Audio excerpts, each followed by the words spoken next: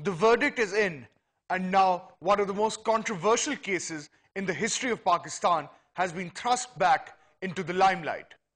For the last few years, many in Pakistan believed that the SGS corruption reference against the late Prime Minister Benazir Bhutto and current President Asif Ali Zardari was dead and buried, especially after the promulgation of the highly contentious National Reconciliation Ordinance.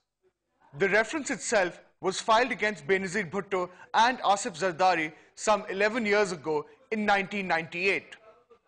It accused the couple of receiving kickbacks amounting to about $60 million in exchange for a pre-shipment inspection contract to the Swiss company SGS.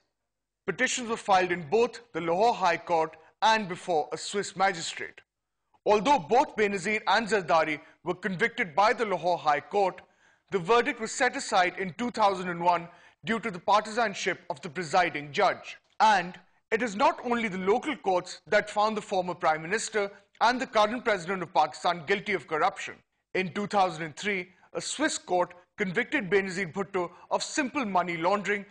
Ms. Bhutto then filed an appeal against the Swiss magistrate's decision, only to face more serious money laundering charges. Then in October 2007, the controversial National Reconciliation Ordinance was promulgated by the then President, General Pervez Musharraf. All corruption cases that were pending in the local courts were immediately dropped, and the government of Pakistan requested the Swiss courts to do the same, which it promptly did. But Wednesday's decision by the Supreme Court has set a cat among the pigeons, with the full bench ordering that all the case files against NRO beneficiaries be unearthed, dusted off, and placed before a judge for deliberation. The Supreme Court has also ordered action to be taken against the former Attorney General Malik Qayyum for illegally writing to authorities of courts of another country in order to have the Swiss cases withdrawn.